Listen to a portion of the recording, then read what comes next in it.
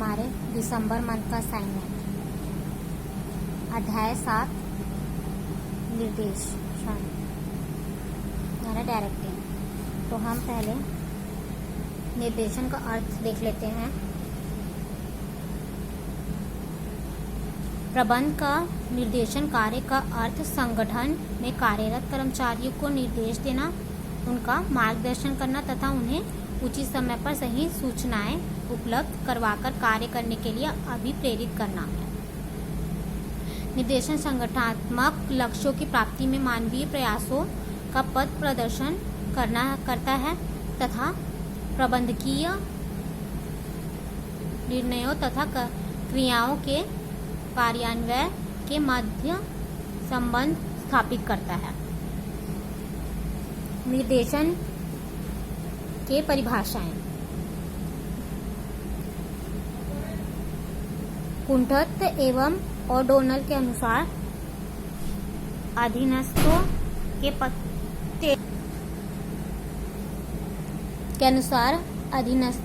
पद प्रदर्शन तथा पर्यवेक्षण का प्रबंधकीय कार्य ही संचालन है।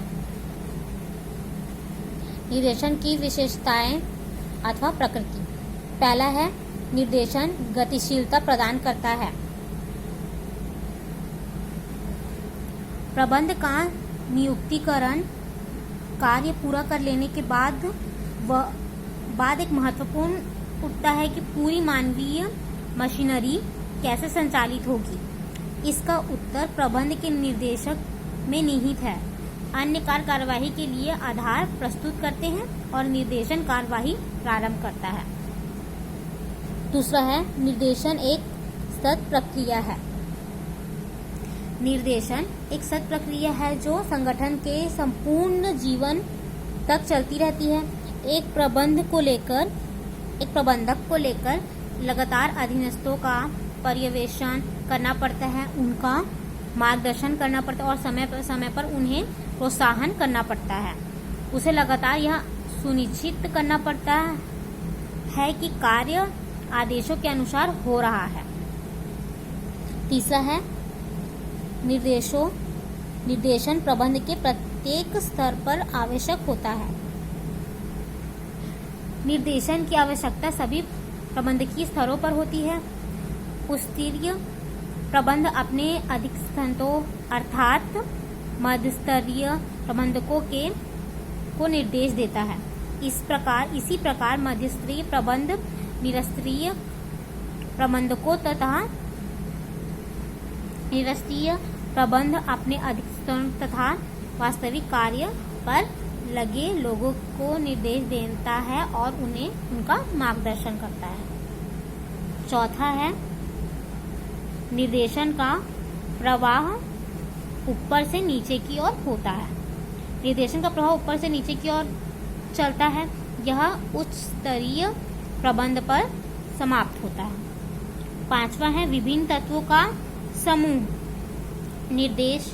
निर्देशन कोई एक कार्य नहीं है बल्कि विभिन्न तत्वों का समूह है। इसके अंतर्गत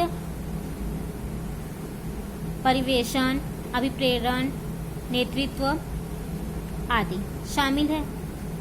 मानवीय घटक से संबंधित निर्देशन मानवीय प्रयासों को उपक्रम के उद्देश्यों की ओर निर्देशित करने से संबंधित है। लास्ट है, तिहरे उद्देश्य। निर्देशन के निम्नलिखित 3 मुख्य उद्देश्य होते हैं। पहला है, अधीनस्थों से कार्य करना, प्रबंध को अधिक उत्तरदायित्व से काम करने के लिए अवसर प्रदान करना तथा संस्था के लक्ष्यों एवं उद्देश्यों को प्राप्त करना। निर्देशन का महत्व। पहला है, क्रियाओं का प्रारंभ या गतिशीलता प्रदान करना। प्रबंध के माध्यम प्रथम 3 कार्य हैं। पहला, नियोजन, संगठन एवं नियुक्तिकरण तक कर्मचारियों की नियुक्त कर ली जाती है, लेकिन वे अपना काम प्रारंभ नहीं कर सकते जब तक उन्हें नहीं बताया जाएगा कि उन्हें क्या करना है और कैसे करना है। यह कार्य प्रबंध निर्देशन के माध्यम से करते हैं। दूसरा है, यह अभिप्रेरण का माध्यम है। संस्था के उद्देश्य को अभिप्रेरित कर्मचारी ही पूरा कर सकते हैं। अभिप्रेरित कर्मचारी पूर्ण लगाव व संपूर्ण भाव से काम करते हैं, अतः कर्मचारियों से उनकी पूरी क्षमता से कार्य लेने के लिए उन्हें मौद्रिक तथा अमौद्रिक सभी प्रकार की अभिप्रेरणाओं तथा समय प्रदान की जाती है। यह कार्य सफल निर्देशन द्वारा संपन्न किया जाता है। तीसरा है, यह परिवर्तन को लागू करना संभव बनाता है। प्रायः कर्मचारियों जिस तरह के ढांचे में काम कर रहे होते हैं वे उनमें कोई परिवर्तन स्वीकार नहीं करते, जबकि समय की मांग को देखते हुए परिवर्तनों को लागू करना जरूरी होता है।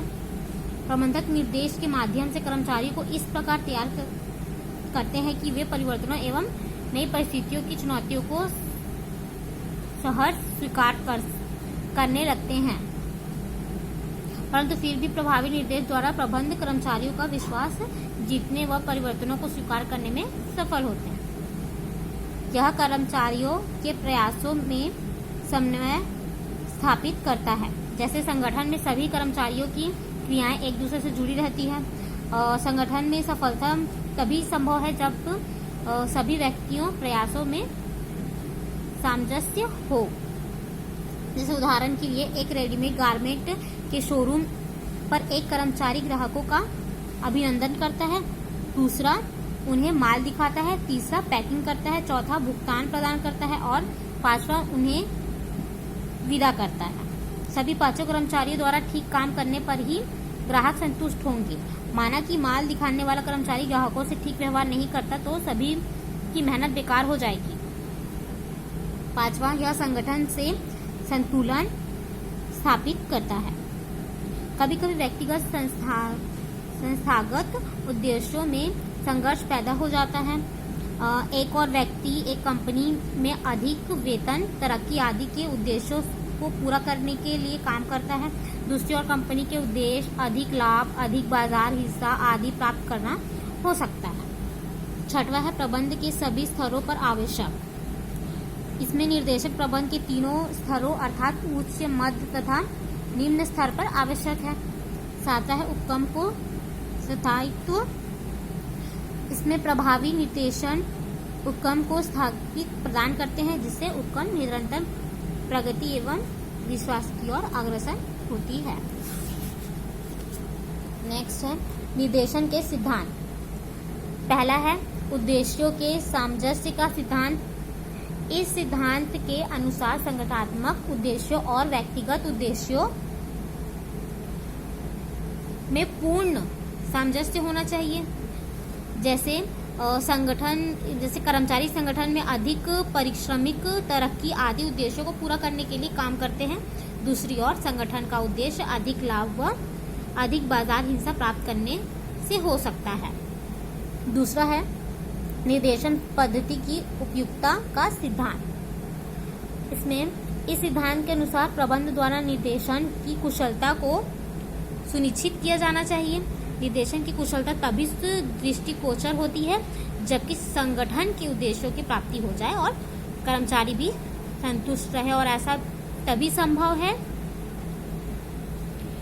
जबकि उपयुक्त निर्देशन विधियों का प्रयोग किया जाए। जैसे प्रभावी ढंग से पर्यवेक्षण करना, कुशल नेतृत्व प्रदान करना आदि। तीसरा है अधिकतम व्यक्तिगत योगदान का सिद्धांत। इस सिद्धांत के अनुसार प्रबंध को ऐसी निर्देशन अपनानी चाहिए जिससे कर्मचारी अधिक से अधिक प्राप्ति में अधिकतम योगदान दे। चौथा है आदेश की एकता का सिद्धांत। इसमें बोला गया है इस सिद्धांत के अनुसार एक अधीनस्थ को एक समय पर ही अधिकारी से आदेश प्राप्त होना चाहिए। यदि एक से अधिक अधिकारियों से प्राप्ति होगी तो अनिश्चित समय समझ नहीं पाएंगे कि किसका काम पहले किया जाए और किसका बाद में। जैसे परिणामतः भ्रम, झगड़े व व्यवस्था की स्थिति उत्पन्न होगी। 5वां है नेतृत्व का सिद्धांत। इस सिद्धांत के अनुसार अधीनस्थों का निर्देशन करते समय प्रबंधकों को अच्छा नेतृत्व प्रदान करना चाहिए।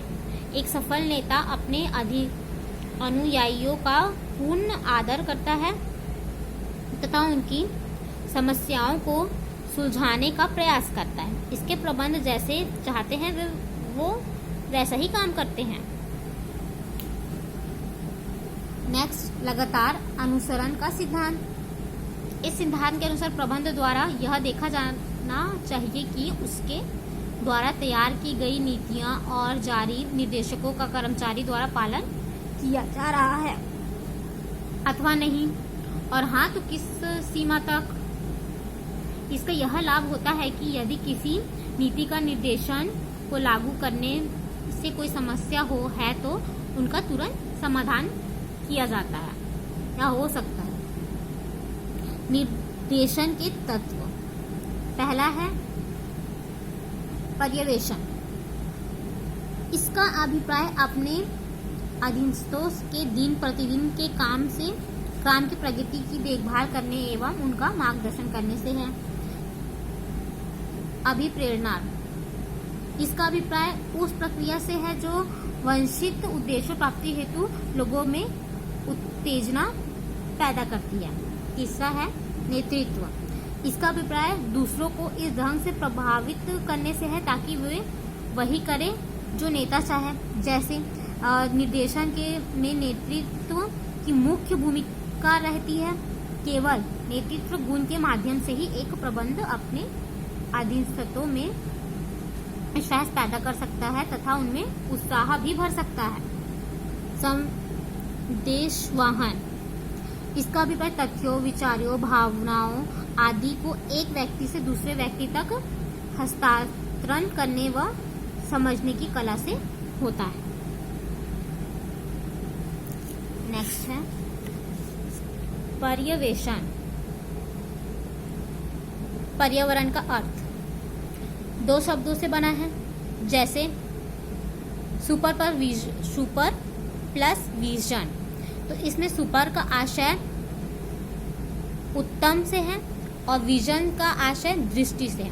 मतलब इस प्रकार सुपरविजन का आशय हुआ उत्तम दृष्टि, अर्थात अपने अधीनस्थों के कार्य पर उत्तम दृष्टि रखना ही पर्यवेक्षण है।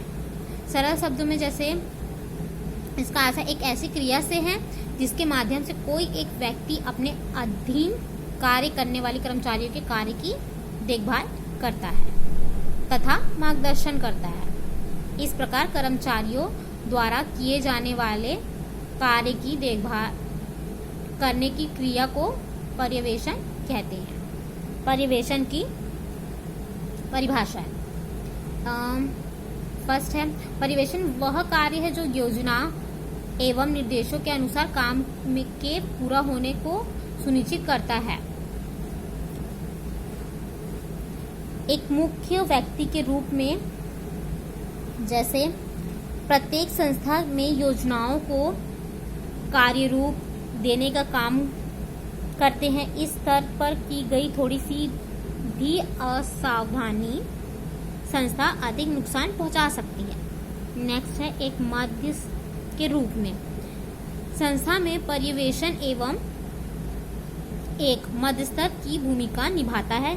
जैसे यह उच्चस्तरीय प्रबंधकों एवं श्रमिकों अर्थात के बीच की एक कड़ी होती है।